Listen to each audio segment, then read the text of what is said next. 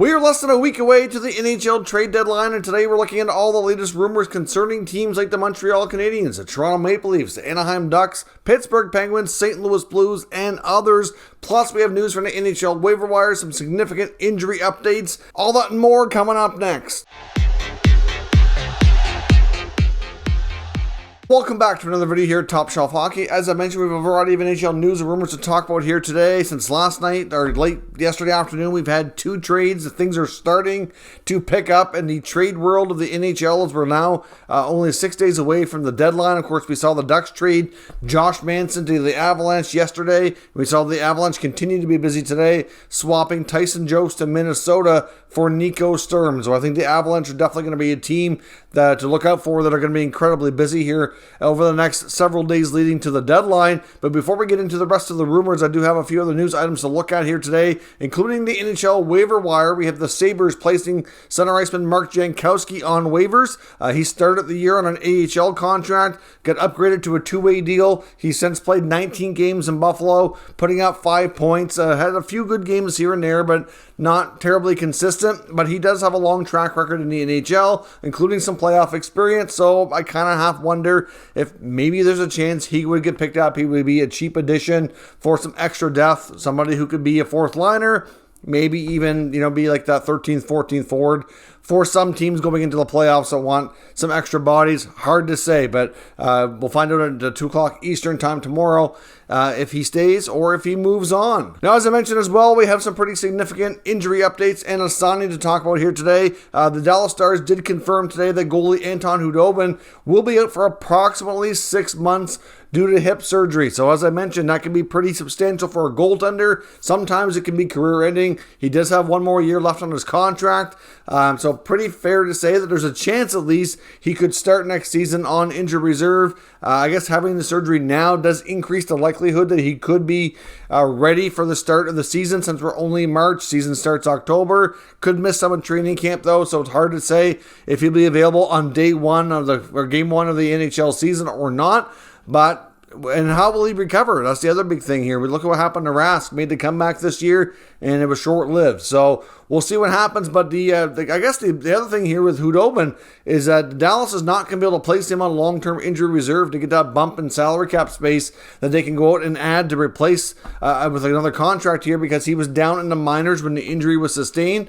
He was already buried, so he was considered an American Hockey League player. So they're not able to LTIR the contract to give themselves some more breathing room ahead of the NHL trade deadline. A few other injury updates as well, mostly with the Montreal Canadiens. We've got word here that Ryan Poehling, the young forward, who is finally getting more of a chance to play here under Marty St. Louis, has been injured and is considered out indefinitely with an upper body injury.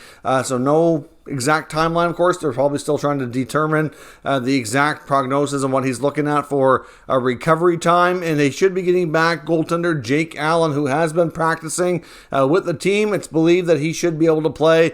He won't start tonight. I believe Samuel Montembeault plays against the Coyotes this evening. I'm not sure if Jake will be backing up or not, but he should be ready to go for Thursday versus Dallas, and I would anticipate that he likely will get the start in that action. Of course, it's only a few days before the trade deadline. Montreal has a lot of goalies between Andrew Hammond, who's now hurt. They got Montembeault, they got Primo. Allen's coming back. We still don't know what's going on with Carey Price. He's still working his way back as well.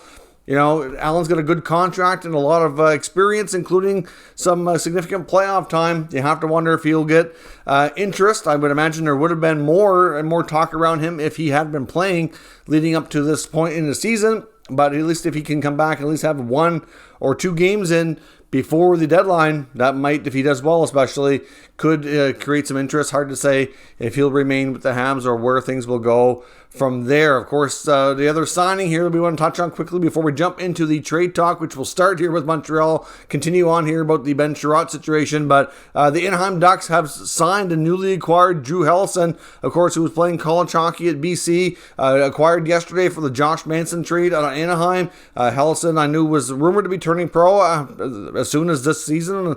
He signed. He's there. Obviously, Pat Verbeek and company in Anaheim were quite confident they could get this done. They must have had conversations ahead of time, as we know now, because the signing came together pretty quickly. So he gets his 3-year entry-level contract. No word on exactly when he'll make the jump and join the Anaheim Ducks. I'm not sure if they're going to let him play right now or if that'll be effective next season, but he is under contract, which is the main thing. Now on to the trade rumors here for today. There's a lot of things brewing in the NHL as we get closer to the deadline. We'll start with the Habs. Ben Chiarot is going to be a healthy scratch tonight. Montreal is keeping him out of the lineup as a management decision, basically asset protection. We know that the Chiarot sweepstakes have been ongoing for some time, and it's fair to say I think Montreal might be asking a little bit much. I know they were looking for the David Savard return that Tampa ended up giving to Columbus last year. It doesn't look like that's maybe going to happen. If you look at the return for Josh Manson, they basically gave up 2 second-round picks, or the equivalent of that. And I know the Habs were looking for a first and maybe something else for Chiarot, and I don't know that teams are going to do that now.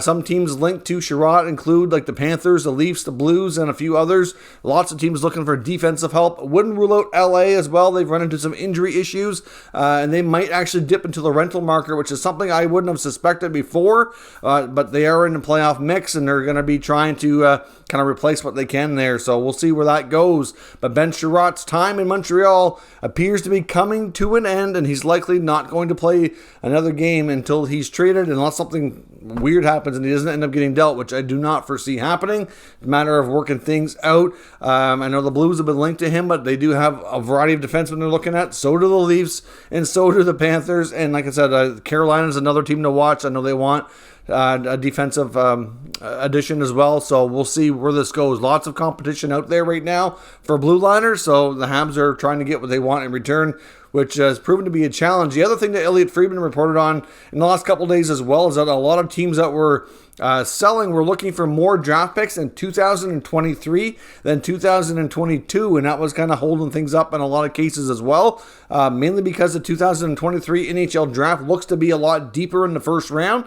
So if you had your option of getting a 22 or a 23 first rounder, no doubt you would probably prefer to have the 23 one, especially some of these teams that are going to be lottery teams selling players off right now. Some of them already have multiple first rounders as well, so not only does it make sense from the deeper draft, but to kind of spread things out as well within the next couple of years to continuously adding talent to their roster and organization. So we'll see where that goes, but obviously it might be a different return than we originally thought. Going to the Ducks next. The Ducks look to be in complete sell-off mode now. There's been reports that there's no word, and everything's really quiet. No negotiations that anybody's aware of on Hampus Lindholm or Rickard Rakell. So even Nick Delorier could be moved. I wouldn't completely rule out Ryan Getzlaf, although his name hasn't really been mentioned a whole heck of a lot in the rumor mill, and he does have a no-move clause, so if he does go, it'll be at his own approval and say-so, I guess. We'll see. But Hampus Lindholm, Rickard Rakell, and of course Josh Manson was already traded. Those were the top big 3 UFAs for Anaheim. Pat Verbeek made it known that he would not be going past the deadline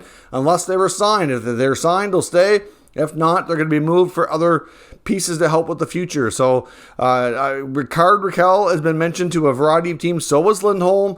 Rakell, I know you can throw in the Penguins to some degree, although they would prefer a player with term. With Rakell, I've also heard of the Leafs and Rangers having interest, so we'll see where that goes. I haven't heard Delorier's name linked to any specific teams, but being a bottom 6, 4th liner, tough guy, not afraid to fight and be physical, he'll get interest for sure. Hard to say where. Hampus Lindholm, I've heard, again, the Leafs are looking at a variety of defensemen. I think Lindholm is higher on their list than Ben Chiarot. I would also throw in, other teams as well, like St. Louis is in that mix. Like I said, LA wouldn't completely rule out, although Lindholm to LA probably is less likely. The Panthers, the Hurricanes, all in the mix. They're like a lot of these same teams seem to be looking at a variety of these D-men, and it just boils down to what kind of package can be put together to satisfy both sides first. But like I said, with the Leafs also in that blue line hunt, they do have interest in Chiarot and Lindholm as well, but it looks as though that maybe from what we're hearing that Mark Giordano might be the preferred top target of the Maple Leafs in Kyle Dubas. Of course, no guarantees on that front. Obviously, Giordano is going to have some say with this as well with the Kraken. I'm sure they're going to be looking for a decent return, probably a first-round pick. That's likely what they're going to be looking for. Whether or not they get it, I don't know. But he is expected to be traded.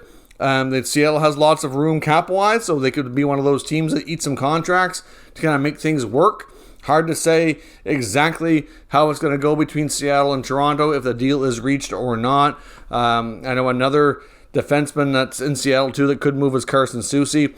He's been linked to a variety of teams as well, including St. Louis. So St. Louis could look at Soucy as opposed to Jerard. He would be a similar type of player. Jerard has more playoff experience, but Soucy would come much cheaper. So, but he also has another year on his contract. So I don't know what they really prefer in that regard. In St. Louis, but you got like St. Louis, Toronto, Florida, Carolina, all kind of like in an arms race here for some of these top D-men that are on the market. So it's difficult to say where things are going to go, but the Leafs obviously are looking for a blue liner. And there's also a report that I saw today from New York Islanders Hockey Now indicating that they have sources telling them that the Maple Leafs have shown interest in Islanders goaltender Semyon Varlamov. Now, that to me is not a huge surprise, but I don't know that that's the best fit. I know Varlamov has a modified no trade, so he can block, I can't remember, it's 10 or 15 teams he can restrict on a trade. I'm not sure how crazy he would feel about going to Canada. So there's that. So he may or may not be able to make the deal stop from happening regardless of the fact, but he does have another year on his contract. I understand and makes a lot of sense for Lou and the Islanders to try to move that contract because it would give them a lot of flexibility because they really need to look at other areas of the team. Sorokin could take the ball and run with it, no doubt, between the pipes. So if Varlamov was able to move on, that would give them a lot of breathing room and abilities to add where they're lacking, and especially within the forward group. But Sorokin and Varlamov are also really tight. The reason Varlamov was brought to the Islanders in the first place was to be the mentor for the Russian goalie. Of course, it's a tough transition coming over. When your English isn't good, completely different, market, lifestyle, etc. And he's obviously been really good for him. They become really good friends. So I don't know that they really want to do that anyways because it could impact Sorokin in other ways. I don't know. I mean, I think he's ready, but they obviously have to look at things from multiple perspectives there. And from the Leafs perspective, to me, it makes more sense to have somebody who's on an expiring contract because they have Jack Campbell, who's a pending UFA. They have Mrazek, who's signed. If they're going to trade for a goalie, I would think that Mrazek would be somebody they would want to move out. And the Islanders, I don't see them wanting to get Mrazek. I mean, maybe, but the way he's played in Toronto, to me, that wouldn't necessarily make sense. But I guess maybe if he's more in a backup role, I just don't see that being the right move for the Islanders myself. So to me, another consideration for the Leafs between the pipes might be Sabres goalie Craig Anderson, who the Leafs are quite familiar with from obviously played against him so much during his time in Ottawa. Obviously, he's been on the move between the Capitals and Sabres the last little while here, but still, it's somebody that they would have seen play a ton in the last 5-6 years that a lot of these guys have been in this organization. So certainly, he's having a good year in Buffalo. Again, the Sabres are going to give him the respect that he deserves to make a move too. So I don't know if Anderson moves. It's only going to probably be if he really wants to, and I can see him having the desire to chase the Stanley Cup. So it wouldn't be surprising if he was okay with that. He's been a real good player for them and a real good pro, good in the room. Wouldn't be shocking if Toronto went that route because it would be way cheaper and might be not going to probably give you the play like a guy like a Marc-Andre Fleury could, but it might be a way in Buffalo. Obviously doesn't have a lot of long-term contracts in place. Maybe Mrazek fits there for the next couple of years. So we could see maybe that kind of deal might make more sense. We'll see where that goes. I don't know, but certainly I understand the reports. I would believe their sources did indicate that Varlamov to the Leafs was something that was maybe being talked about. I just don't see it as being the best fit, but we'll see where that goes. And of course, St. Louis, as I mentioned, is another team that's been in that mix of teams that I would kind of lumped here between Toronto and Carolina, Florida. They're looking for help on the blue line. And as much as they've been linked to Ben Chiarot, another name that came up today as well on the Jeff Merrick show by Elliot Friedman was Ivan Provorov. He thinks with Philly signing Ristolainen, that obviously Ristolainen's been paired with Travis Sanheim, that there's probably a good chance that Sanheim stays and they keep that pair together. Obviously they get Ryan Ellis, but Provorov has not been himself for a few years. Could probably really benefit from a fresh start. And Friedman went on to say that he feels that if Provorov is made available, that he can see the Blues being one of the top teams going for him. I don't know what a trade would look like. He's going to come with some term. I think the Marco Scandella contract would almost have to go out. What else, though, I don't know. Hard to say. I mean, clearly his value isn't as high as it used to be, but if they feel like they can kind of bring him back to what they thought he would be when he was for a little while in Philly, then I think they'll have to pay, obviously, a decent price to get him. But that would kind of give them guys like Justin Falk, Torrey Krug, Colton Parayko, and Ivan Provorov all under long-term contracts with your bottom pair, combination of guys like Bortuzzo and Mikkola, Wallman, those guys kind of making up your 5, 6, 7 spots. So, and of course they got Scott Perunovich. I would think the Flyers would be asking about Perunovich myself. Of course, they got Jake Neighbors is another young player. I don't know what they'd be willing to give up. Hard to say if that deal even happens. Friedman's only linking the two together because he thinks that the Flyers are going to explore a Provorov trade and felt that, at least in his opinion, that the Blues would be a top contender. So that's going to be a very interesting scenario to follow. And if Provorov is not traded by the deadline, I would not be shocked to see that go down in the offseason. It's certainly a big possibility. Lastly, here I want to look at the Penguins. According to Dave Pagnotta from fourthperiod.com, as we've talked about them a fair bit here in the last couple of weeks, they're really looking for a top 6 forward, and they would prefer a player with term. They've been linked to guys with the Canucks like Connor Garland and Brock Besser. They've also been linked to Tyler Bertuzzi in Detroit, which is another interesting name that Pagnotta mentions here today, talking about players that they could be targeting. They have been linked to Rickard Rakell a little bit, but that appears to be more of like a plan B if they can't make a trade with somebody with term. There's some that are thinking here that the Penguins would be willing to deal like a Marcus Pettersson, maybe a John Marino. I stress maybe. I'm not really sure they really want to do that. Kasperi Kapanen's a name that comes up as well.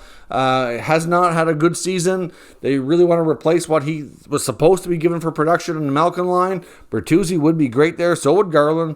I don't think Besser, to me, I'm not sure that that's going to happen. As much as they probably do like him, that qualifying offer and contract, to me, I don't know that would be easy for them to handle. So to me, I'm not even sure Garland gets moved either. So Bertuzzi, might make sense for Detroit to see what they can get for a return package on him. He's old enough that he's going to probably be 30 plus by the time the Red Wings are, more seriously contending for playoffs and having a shot at being a much more competitive team in a few years' time. So it might make sense, and he's not on a bad contract, and he's been productive. So it must be something here that we could possibly see. Either way, the Penguins are, known to be aggressive in the passing of Jim Rutherford. I can see that continuing here with Hextall and Burke. They want to make sure they have an opportunity to go for it here. They have a lot of question marks when it comes to their cap for next year, including Malkin and Letang, Brian Rust. This might be the last shot for the band to be together, so to speak, before something more significant has to change due to cap situation. So they're definitely going to want to go for it, I'm sure. So let me know what your thoughts are and what you think they'll do down in the comments. We'll discuss further. If you're new to this channel, make sure you subscribe and stick around. We'll keep you up to date with all the latest news, rumors, and analysis on all 32 NHL teams. Thank you for watching, and I'll catch you next time.